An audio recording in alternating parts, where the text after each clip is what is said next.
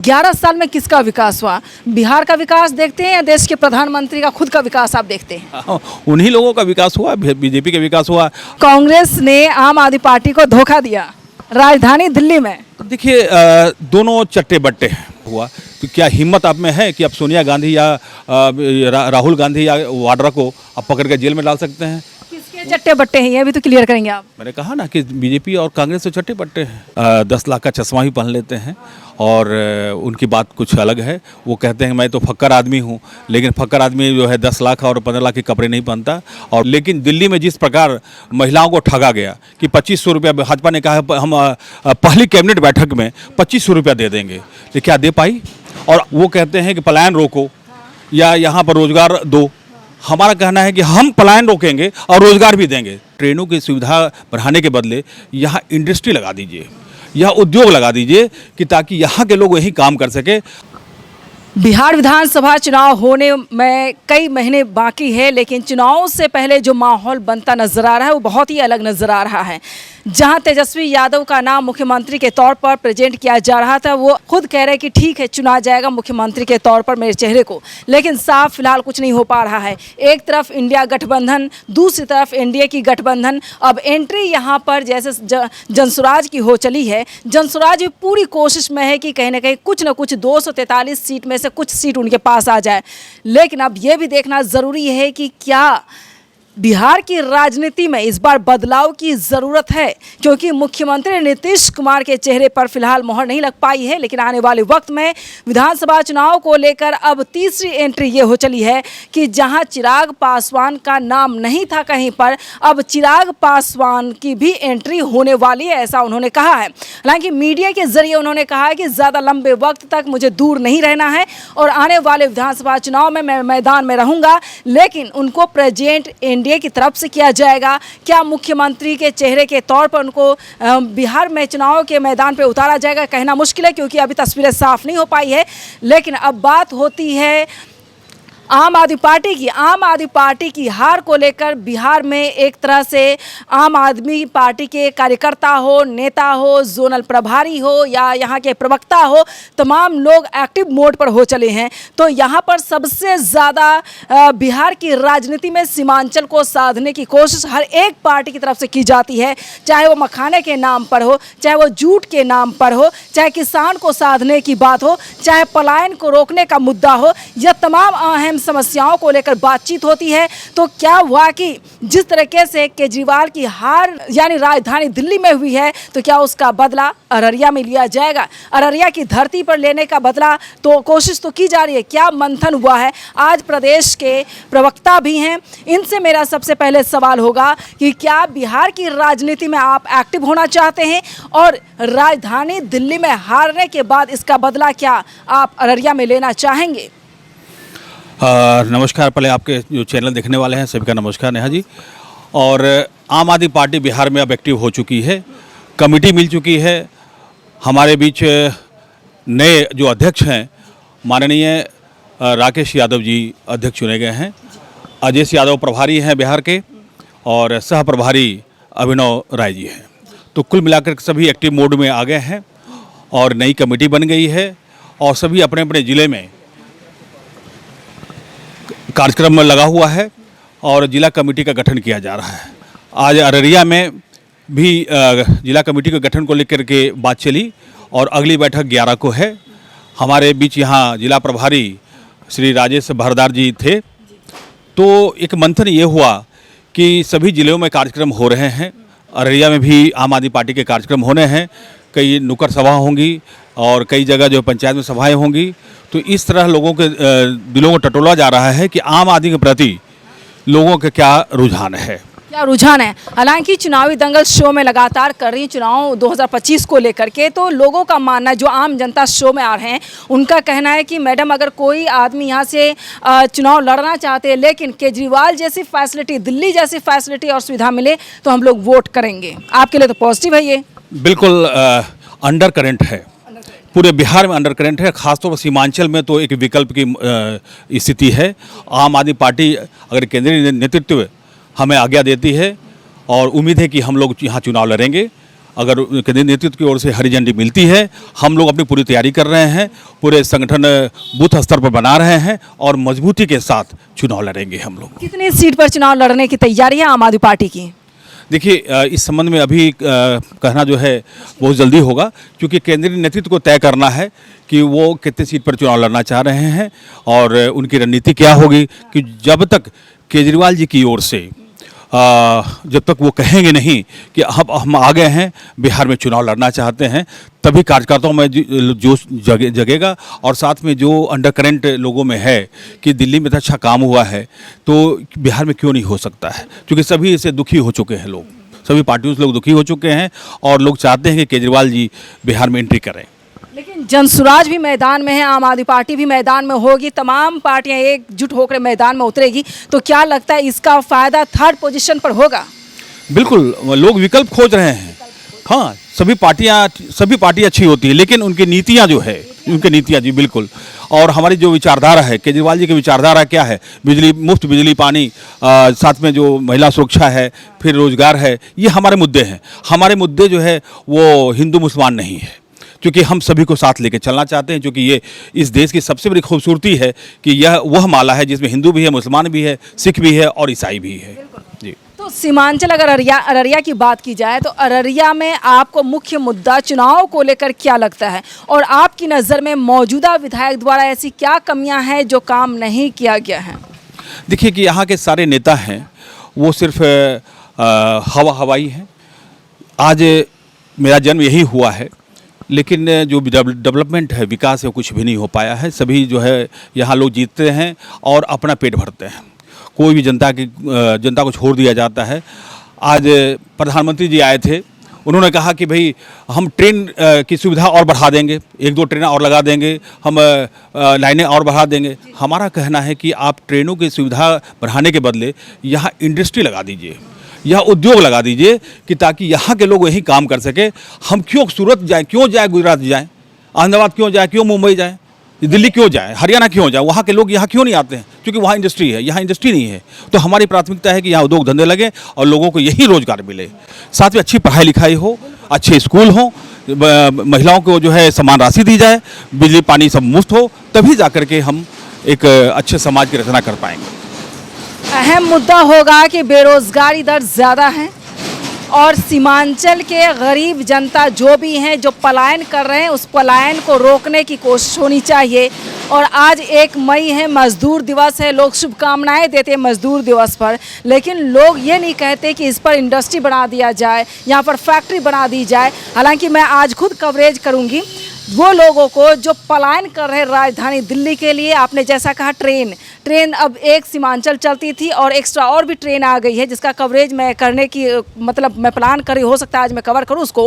और मैं ये देखना चाहती हूँ कि क्या किस तरह से वॉशरूम से लेकर करके स्लीपर बर्थ में आपने देखा एकदम ठूस करके लोग बैठे होते हैं, जाते हैं। और अगर वो ट्रेन से हिम्मत नहीं होगी, आम लोगों को हिम्मत नहीं होगी कि उस ट्रेन के डब्बा में घुस जाए।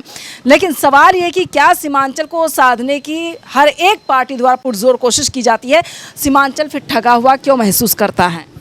देखिए, मैं अभी दिल्ली से मुझे आना था, अचानक शादी में यहाँ आना था, और जैसे अमेरिका में बिना वीज़ा के लोग कैसे वो डंकी रूट होता है, तो डंकी रूट का लोग इस्तेमाल करते हैं। तो यहाँ भी बिहार में आने के लिए ट्रेन में डंकी रूट का इस्तेमाल करना पड़ता है। ये आप जी वो डंकी रूट कौन सा है, नाम क्या है डंकी रूट का? मैंने सिर्फ डंकी रूट दिया है कि दिल्ली टू बिहार कि किस प्रकार बाथरूम में बैठ कर लोगों को आना पड़ता है, कैसे वहाँ आप टीटी से बात करें, टीटी कहेगा सीट बिल्कुल नहीं है, लेकिन वो व्यवस्था थोड़ा पैसा वैसा दे दीजिए, सारी व्यवस्थाएं आपके लिए हो जाती है, सेटिंग हो जाती है। शिकायत मिलती है कि ब्लैक टिकट बहुत ज़्यादा, जो ब्रोकर है बहुत ज़्यादा बढ़ गए हैं। नॉर्मल टिकट आप लेने के लिए जाएंगे तो आपको टिकट नहीं मिलेगी। बिल्कुल बिल्कुल सही कह रही हैं। तो इसीलिए हमारा कहना है कि लोग यहाँ से जाएं क्यों, पलायन क्यों करें। हम कहते हैं बिहार से भागो नहीं, अररिया से भागो नहीं, बिहार को बदलो, अररिया को बदलो।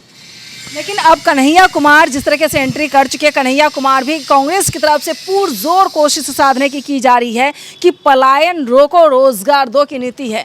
आप भी उसी धरातल पर चलना चाहते हैं, तो क्या आप कॉपी पेस्ट कर रहे हैं या फिर अररिया की जनता को एक उम्मीद के तौर पर देखते हैं कि नहीं ये हम कर सकते अगर जीत हमारी होती है यहाँ पार्टी की? तो देखिए, कन्हैया कुमार या कांग्रेस की क्या नीति है मैं तो नहीं बता सकता। वो कहते हैं कि पलायन रोको या यहाँ पर रोजगार दो, हमारा कहना है कि हम पलायन रोकेंगे और रोजगार भी देंगे। दोनों एक कहते हैं रोकने की बात करते हैं, हम कहते हैं नहीं हम तो यही रोजगार देंगे। तो एक पॉजिटिविटी है और एक मांग करते, किससे मांग करते हो भाई? हम राजनीतिक पार्टी हैं, आप कहिए हम सत्ता में आएंगे आपको जो यही हम पलायन रोक देंगे और साथ में आपको नौकरी भी देंगे। तो ये बातें होनी चाहिए। रोजगार तेजस्वी यादव काट करने के लिए 2500 रुपये महीना देने की तैयारी, महिलाओं को, महिला वोट को साधने की कोशिश कर रहे हैं। क्या लग रहा है, बीजेपी भी राजधानी दिल्ली में महिलाओं को साधने की कोशिश की और वहां कामयाब हो गई, क्या उसी के नक्शे कदम पर अब बिहार में भी तेजस्वी यादव कहीं ना कहीं ये नक्शे कदम पर चलने की तैयारी कर रहे हैं और यह कोशिश की जा रही महिला वोट को किसी तरह से साधा जाए? जीत तो पक्की है अपनी। देखिए, मैं तेजस्वी यादव जी की बात विशेष नहीं करना चाहूँगा क्योंकि सत्ता में वो है नहीं, लेकिन दिल्ली में जिस प्रकार महिलाओं को ठगा गया कि 2500 रुपया, भाजपा ने कहा हम पहली कैबिनेट बैठक में 2500 रुपया दे देंगे, तो क्या दे पाई? और अब क्या कह रही है वो कि जो 18 से 21 साल के होंगे उनको नहीं दिया जाएगा, और कई तरह की इफ बट किंतु परंतु करने का मतलब है कि आज तक उन्होंने 2,500 रुपये देने की बात थी वो नहीं दे पाए। तो ये मोदी की गारंटी नहीं है, केजरीवाल जो गारंटी देता है वो पूरा होता है। तो केजरीवाल की गारंटी पक्की है और वो टेस्टेड है और कह सकते हैं कि जनता जो है उस पर विश्वास करती है। जनता विश्वास करती है, राजधानी वाले विश्वास करते हैं, लेकिन बिहार वाले अभी विश्वास करने के पात्र तो हैं, लेकिन कोशिश में है अगर आप उनको प्लेटफॉर्म दें तो। ठीक है चंद्रभूषण जी, और मुझे ये बताएं, मुख्य मुद्दा चुनाव को लेकर करके बिहार में नहीं बात करती हूँ मैं, अररिया की बात करती हूँ, सीमांचल के अंदर की बात करती हूँ, जहाँ आप कह रहे हैं कि टिकट मिलने पर हो सकता है यहाँ पर चुनावी मैदान में कैंडिडेट को उतारा जा सकता है, चुनाव लड़ा जा सकता है। लेकिन मुख्य बिंदु पे बात करते हैं, आखिर क्या बिंदु आपको नजर आ रहा है जिसको बदलना जरूरी है? देखिए, अररिया जो खास तौर पर सीमांचल की बात करें तो यहाँ पर पलायन तो सबसे अधिक है ही, तो सबसे अधिक जरूरत होगी कि यहाँ पलायन रुके, उसके लिए उद्योग धंधे का यहाँ पर स्थापना होनी चाहिए। जो मखाना उद्योग है, यहाँ मखाना उद्योग अच्छा हो सकता है, बहुत अब तो लोग इसका सेवन करते हैं और काफ़ी महंगा बिक रहा है, तो इसका उद्योग यहाँ हो जाए तो काफ़ी रोजगार मिल सकता है। इसके देश के प्रधानमंत्री माला पहने, और क्या चाहिए आपको? मखाने का माला पहने हैं? वो तो 10 लाख का चश्मा भी पहन लेते हैं और उनकी बात कुछ अलग है। वो कहते हैं मैं तो फक्कर आदमी हूँ, लेकिन फक्कर आदमी जो है 10 लाख और 15 लाख के कपड़े नहीं पहनता और बार बार दिन भर में वो 5 बार अपने ड्रेस को चेंज नहीं करता है। तो ये सब आईवास है, तो इसलिए हमारा विकास 11 साल में किसका विकास हुआ? बिहार का विकास देखते हैं या देश के प्रधानमंत्री का खुद का विकास आप देखते हैं? उन्हीं लोगों का विकास हुआ, बीजेपी का विकास हुआ। आज जो एक बॉन्ड था, इलेक्ट्रल बॉन्ड, उसके सहारे किस प्रकार धंधा किया जाता है, तो ये गुजराती जानते हैं। मैं किसी एक स्टेट की बात नहीं कर रहा हूँ, लेकिन उनका जो माइंडसेट है वो व्यवसायी है, वो व्यवसाय करने आए हैं। सारे देश की संपत्ति जो है वो अंबानी और अडानी को सौंपने आए हैं। आज जो स्थितियाँ देख रहे हैं, चाहे हवाई पट्टी हो, चाहे वो रेल है, सब इन लोगों को सौंपने जा रहे हैं। तो ये देश के लिए एक ख़तरनाक अवसर है। और दूसरा चीज़ ये है कि वो हिंदू मुसलमान में लगे हुए हैं, क्योंकि एक पुलवामा हुआ था, एक अभी पहलगाम हुआ है। पहलगाम में 26 लोगों को मार दिया गया आतंकी द्वारा।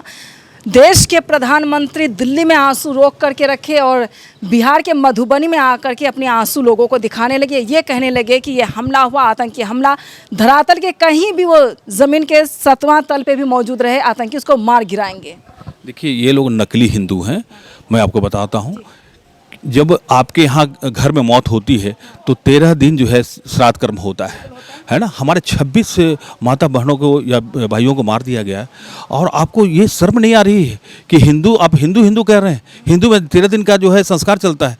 आप पूरा देश जो है गमगीन है और आप जो है वहाँ मधुबनी में जाकर के चुनाव रैली कर रहे हैं, बिहार रैली कर रहे हैं। बिल्कुल, ये इसलिए आपको देश की जनता को जानना चाहिए कि कैसे ये छद्म हिंदू हैं। हिंदू हम लोग, सनातनी हम लोग हैं। हम लोग जानते हैं कि कैसे ये भारतवर्ष जो वसुधैव कुटुंबकम कहलाता है ना। यहाँ पर जो सबसे खूबसूरती है कि यहाँ हिंदू हो या मुसलमान हो, चाहे किसी भी जाति धर्म का हो, यहाँ अच्छे से रहते हैं लोग, अच्छा से रहना चाहिए। तो ये हमारी नीति है। तो इसलिए आम आदमी पार्टी सभी को साथ लेने में विश्वास करती है। इनका सबका साथ सबका विकास जो है वो न सिर्फ नारा है और हमारी हकीकत है। क्या लगता है इस बार सत्ता परिवर्तन आपको लग रहा, नजर आ रहा है? बिल्कुल होगा, अब निश्चिंत रहें, क्योंकि जो जदयू की जो स्थितियां हैं वो अच्छी नहीं हैं। बीजेपी अपनी ओर से पूरी कोशिश करेगा कि हम सत्ता लें, और इस बार राजद भी है और कांग्रेस भी है। लेकिन कांग्रेस तो जिस प्रकार दिल्ली में आपने देखा कि किस प्रकार उसने क्या किया है, आपको मालूम ही है। यानी कांग्रेस ने आम आदमी पार्टी को धोखा दिया राजधानी दिल्ली में। देखिए दोनों चट्टे बट्टे हैं, है ना। क्योंकि आप बताइए जो कलमाड़ी के खिलाफ बीजेपी ने इतना बड़ा शोर मचाया कि इसने भ्रष्टाचार किया, उसकी फाइल बंद हो गई, ईडी ने फाइल बंद हो गई। फिर इसके बाद इन्होंने शोर मचाया था कि किस प्रकार जो है ये वाड्रा जो कांग्रेस के दामाद हैं, तो क्या कहा कि वाड्रा जो है भ्रष्ट हैं, ये हैं, वो सिर्फ चुनाव तक होता है। लेकिन क्या आज तक पकड़े गए? ये हेरल्ड का केस, नेशनल हेरल्ड का केस ले लीजिए, अगर हम बोल रहे हैं उसमें 400 करोड़ से ऊपर का जो है घोटाला हुआ।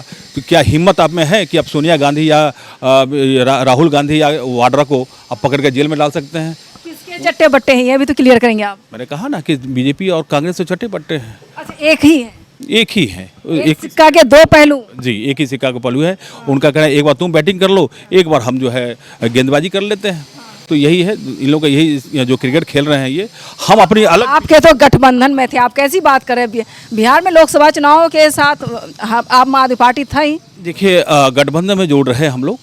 कांग्रेस चाहती थी कि हम बड़े रोल करें, हमने कहा कि छोटे का भी रोल होना चाहिए, क्योंकि उंगली अगर पांचों उंगली छोटी बड़ी अगर है अगर, तो सभी उंगलियों को एक मुट्ठी ताकत बन के करना चाहिए। लेकिन उन्होंने उपेक्षा करनी शुरू कर दी। हरियाणा में आपने देखा कि किस प्रकार जो है आम आदमी पार्टी को 2 सीट भी 3 सीट भी मांग रहे थे, नहीं दिया हम लोगों ने। क्या स्थिति समझ रहे हैं? उसी का बदला उसने जो है फिर वहाँ भी लिया। क्या फिर से विधानसभा चुनाव में गठबंधन करेगी आम आदमी पार्टी कांग्रेस के साथ, आरजेडी के साथ? देखिए ये तो गठबंधन करना न करना ये केंद्रीय नेतृत्व समझेगा, लेकिन मेरा अपना जो व्यक्तिगत मत है कि हम आम आदमी पार्टी बनाए हुए हैं, हम गठबंधन करेंगे आम आदमी के साथ, उनकी समस्या के साथ खड़े हैं और उनकी समस्या समाधान करने के लिए हम एकजुट हैं। एक सवाल और भी है, क्या अररिया से अगर मौका मिला आम आदमनी पार्टी की तरफ से, आला कमान की तरफ से, तो क्या आप चुनाव लड़ेंगे? देखिए 2014 में हमने चुनाव लड़ा था और केजरीवाल जी ने और मनीष जी ने टिकट दिया। मुझे कोई अनुभव नहीं था कि चुनाव कैसे लड़ा जाता है, क्या लड़ा जाता है। तो लेकिन उसके ज़रिए पता चला कि क्या समस्याएं हैं, चुनाव लड़ने के क्या तकनीक हो सकते हैं, बहुत सारी चीज़ें हैं। तो अब लगता है कि हम लोग अगर सच मायने में बूथ का अच्छा से गठबंधन बना लें तो चुनाव जीतना कोई बहुत कठिन काम नहीं है। यानी राजनीति में परिपक्व हो गए आप, ये कह सकते हैं? अब परिपक्व तब होता है जब हम लोग जीत लें, क्योंकि दिलों को जीतना सबसे परिपक्वता, राजनीति में परिपक्वता वही कहलाती है। हम गरीबों के आंसुओं को पोंछ लें, वही परिपक्वता है। लेकिन ये लोग मानते हैं, जो राजनीतिक लोग हैं वो मानते हैं कि सीमांचल की जनता बहुत भोली भाली, बहुत सीधी होती है, इनको जिधर ले जाओ वो चली जाती है, ऐसा है? देखिए जनता अब भोली भाली नहीं रही। इस बार चुनाव में आप देख लीजिएगा, इस बार आप वैकल्पिक रूप से एक अचानक से ही आपको लगेगा कि माहौल चेंज हुआ है और एक अलग तरह का धमाका होगा। धमाका होगा? जी बिल्कुल होगा। चलिए चंद्रभूषण जी, आप कह रहे धमाका होगा, लेकिन आने वाले वक्त में अब देखना होगा कि क्या कौन सी पार्टी धमाका करने वाली है। हालांकि एनडीए और इंडिया दोनों मैदान में है, सभी के पास गठबंधन है और किसको मैदान में उतारा जाएगा कहना मुश्किल है, क्योंकि तस्वीरें साफ नहीं हो पा रही है। लेकिन अब ये भी देखा जा सकता है सीमांचल में क्या आम आदमी पार्टी की मजबूती के साथ एंट्री होने वाली है। जैसा कि चंद्रभूषण जी कह रहे कि धमाका होगा, अब इंतजार करते हैं कि आने वाले वक्त में धमाका कब होगा, कैसी तैयारी होगी आम आदमी पार्टी की तरफ से, क्योंकि ये कहा जा रहा है कि इस बार चुनाव में कहीं ना कहीं इस बार सत्ता परिवर्तन की लहर देखी जा सकती है। अब देखना ये होगा कि मैदान में डटकर कौन आता है। लेकिन सवाल यही है, आखिरी सवाल, कि बिहार के मुख्यमंत्री कौन होंगे, अगला क्या फेस नजर आता है आपको? देखिए मुख्यमंत्री बनना न बनना वो बात की बात है। सबसे पहले हम लोग चुनाव जीत के जाएंगे, विधायक तय करेंगे किसको मुख्यमंत्री बनना है, किसको नहीं बनना है। अच्छा, दूसरी पार्टी के लिए भी कुछ तारीफ कर दें आप, उधर से आरजेडी से, एनडीए से कोई बनने लायक है कि नहीं? देखिए मैं दूसरी पार्टी के बारे में क्यों बात करूँ, अपने घर को हम सुधार लें, ये सबसे अच्छी बात है। चलिए, कंजूसी कर रहे हैं बात करने में। हालांकि चंद्रभूषण जी ने हर सवाल का जवाब दिया है, लेकिन ये सत्य है और यही सच्चाई है, क्योंकि काफ़ी टाइम से मैं भी सीमांचल में रिपोर्टिंग कर रही हूँ। यहाँ पर पलायन का बड़ा मुद्दा है। हर रोज़ आप सीमांचल ट्रेन आप जा करके देखें, वो ट्रेन भरी हुई नज़र आएगी और जनरल टिकट से भी लेकर लोग जोगमनी तक पहुंचते हैं ताकि वहां पर जगह मिल जाए, वहां से वो राजधानी दिल्ली के लिए सफ़र करते हैं। देश की राजधानी में अगर मज़दूर की बात की जाए तो सबसे ज़्यादा सीमांचल के मज़दूर मिलेंगे, बिहार के मज़दूर मिलेंगे। और आपने एक बात भी सुनी होगी, राहुल गांधी ने बयान दिया था एक मंच के दौरान कि बिहार जो है वो मज़दूरों का हब है, मज़दूरों का अड्डा है। तो क्या बिहार सरकार मजदूरों को ही बढ़ावा दे रही है, मजदूरी को भी बढ़ावा दे रही है। क्यों बिहार सरकार द्वारा इंडस्ट्री नहीं खोली जाती है, कारखाने नहीं खोले जाते हैं? कई अहम सवाल है, लेकिन इन तमाम सवालों का जवाब अब बिहार सरकार देगी। लेकिन कई कल कारखाने जो है वो बंद कर दिए गए हैं। जितने भी कल कारखाने बंद हैं उसको मैंने रिपोर्टिंग की है। आपने जूट मिल देखा, नया हो या पुराना हो। कटिहार में मैंने कवरेज किया, मैंने मधुबनी में कवरेज किया, मैंने दरभंगा में कवरेज किया, और भी कई बनमनखी में चीनी मिल को कवरेज किया। तो क्या लगता है, सरकार दावे तो करती है हम आपको रोज़गार देंगे, अगर जो लोग पढ़े लिखे हैं उनको नौकरी तो मिल रही है, इसमें कोई दो राय नहीं है, लेकिन जो मजदूर कैटेगरी के लोग हैं वो रोज़गार के लिए पलायन क्यों करें? देखिए, यहाँ के जो अभी जो 20 साल से कि करीब उससे ऊपर नीतीश कुमार जी हैं यहाँ पर, अगर वो चाहते तो यहाँ इंडस्ट्री बहुत अच्छे फल फूल हो सकती थी। अन्य राज्यों ने कैसे किया? यहाँ भी जो है इंडस्ट्री लगाई जाती तो मजदूर भागते नहीं। जितने चीनी मिल बंद पड़े हुए हैं, जूट मिल बंद पड़े हुए हैं, बहुत सारी चीज़ें हैं, वो चीज़ हम लोगों को आती है कि कैसे रोज़गार देना है। और रोज़गार देना पंजाब में चल रहा है कि कैसे रोज़गार दिया जा रहा है। तो हम लोग जो मॉडल है, जो दिल्ली मॉडल है और जो पंजाब मॉडल है, हम बिहार में भी लाएंगे, फॉलो करेंगे आप? बिल्कुल करेंगे, और हम लोग बेरोजगारी को भी रोकेंगे, पलायन को भी रोकेंगे। चलिए, बहुत शुक्रिया चंद्रभूषण जी। आप बिहार और सीमांचल में जो ये तमाम चीज़ें नहीं हैं, यहाँ के मजदूर कमज़ोर है। और दूसरा सवाल ये होता है कि ये बाढ़ का इलाका है, जिसकी वजह से हर साल बाढ़ की वजह से घर दह जाने से, घर टूट जाने से लोग हर साल कमज़ोर होते हैं, जिसकी वजह से उनकी आर्थिक परिस्थिति है वो ठीक नहीं होती है, जिसकी वजह से वो मजदूर कैटेगरी हमेशा बने रहते हैं। लेकिन खुद बिहार सरकार को सोचना चाहिए कि अररिया हो, किशनगंज हो, फारबिसगंज हो, या अलग अलग सीमांचल के तमाम ज़िले जो हैं वो कमज़ोर हैं, बाढ़ ग्रसित इलाका है, इनको मजबूत किया जाए। इनको फैक्ट्री की ज़रूरत है, यहाँ पर शिक्षा की ज़रूरत है, यहाँ पर रोज़गार की ज़रूरत है। इन तमाम ज़रूरियात को पूरा करने की जिम्मेदारी सिर्फ राज्य सरकार की बनती है, और राज्य सरकार इस पर ध्यान दे। हालांकि हॉस्पिटल की बात हो रही, कई ज़िले ऐसे हैं जहाँ पर हॉस्पिटल बनाया जा रहा है, 10 बेड 15 बेड की तैयारी चल रही है, तो विकास हो रहा है। लेकिन जिस हिसाब से ज़मीनी विकास होना चाहिए, गरीब तबके के लिए विकास होना चाहिए, वो विकास में अब तक भी रुकावट नजर आ रही है।